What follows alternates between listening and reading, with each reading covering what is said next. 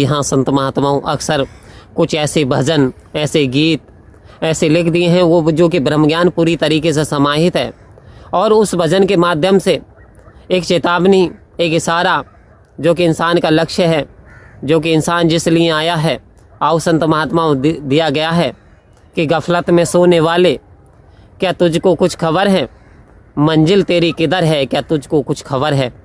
ये एक प्यारा सा भजन है कि इंसान गफलत में, तो फिर सोई तो दुनिया पड़ी है, फिर गफलत में कौन सोया हुआ है। कह रहे कि उठ जाग मुसाफिर भोर भई, अब रैन कहाँ, जो सोबत है, जो सोवत है वो खोवत है, जो जागत है वो पावत है। कह रहे अब रात्रि तो बीत गई है, अब जाग जा, अब सवेरा हो गया। अब सवेरा कब हो गया? आओ संत महात्माओं, जब हमें ये नॉलेज मिल गई कि ये मनुष्य का जन्म अंतिम सीढ़ी है, फिसल गई तो बारी गई, तो ये जो 84 काट करके ये जीव आया इस संसार में, अब इसे ये पता चल गया कि मुझे इस भगवान की प्राप्ति करनी है, रमे राम की जानकारी हासिल करनी है, ताकि मेरे जीवन का पार उतारा हो जाए। तो जीवन का इसे आधार बनाना है। तो आओ संत महात्माओं, फिर हम गफलत में क्यों सोते रहें, क्योंकि 4 दिन की चांदनी फिर अंधेरी रात। आओ संत महात्माओं कह रहे 4 दिन ही चांदनी होती है, फिर अंधेरी रात हो जाती है। और उधर संत महात्माओं ने चेतावी दिया, इंसान क्या भरोसा है तेरी जिंदगी का, और आदमी तो बुलबुला है पानी का। बरसात के दिनों में अक्सर पानी में बुलबुले बन जाते हैं, और पानी में जैसे बुलबुले बनते हैं, आप प्रैक्टिकल करके देखना, बुलबुला 1 मिनट 2 मिनट हद से हद इतना ही रहता है, उसके बाद फूट जाता है। तो इंसान के जीवन की तुलना तो कितनी बड़ी चीज़ से की कि पानी की बुलबुले से इंसान के जीवन की तुलना कर दी। तो इंसान तू जाग जा, अभी जागने का समय है। तो इंसान ने करा क्या आज? कह रहे तन तो सजा लिया, मन को सजा सका नहीं, और धरती उजाड़ दी है, गगन को सजा लिया।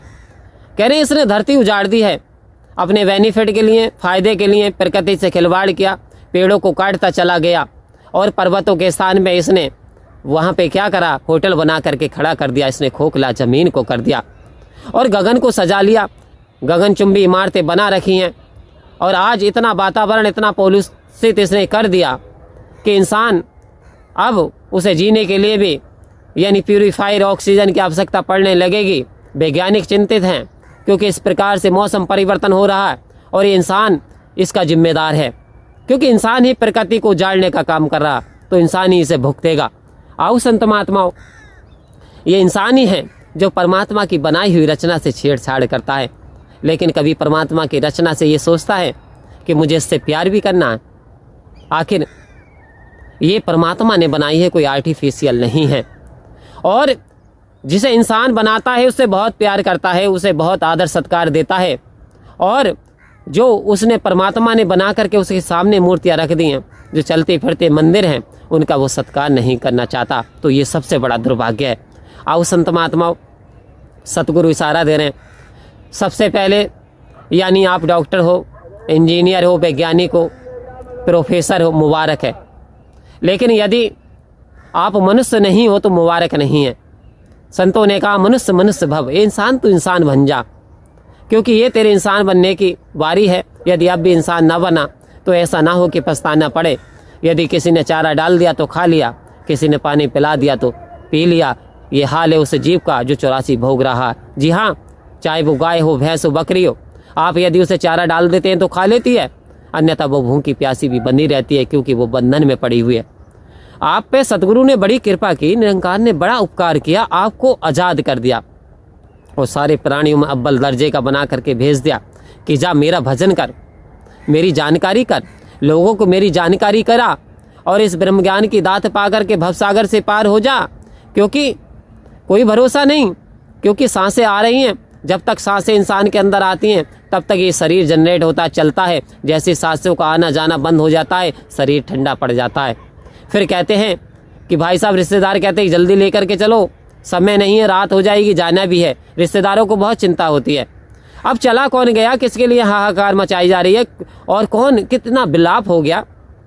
अभी प्यारे लाल तो ऐसे ही पड़े हुए हैं, 2 आंखें भी हैं, 2 कान भी हैं, और होठ भी वही हैं, शरीर भी वही है, लेकिन आखिर चला कौन गया, किसके लिए पछतावा हो रहा है। तो आओ संत महात्माओं, चला वो आत्मा चली गई जो कि परमात्मा का रूप थी, जो परमात्मा का उजाला थी, जो परमात्मा की शक्ति थी, वो अब शक्ति जा चुकी है। तो फिर शरीर का मोल नहीं है।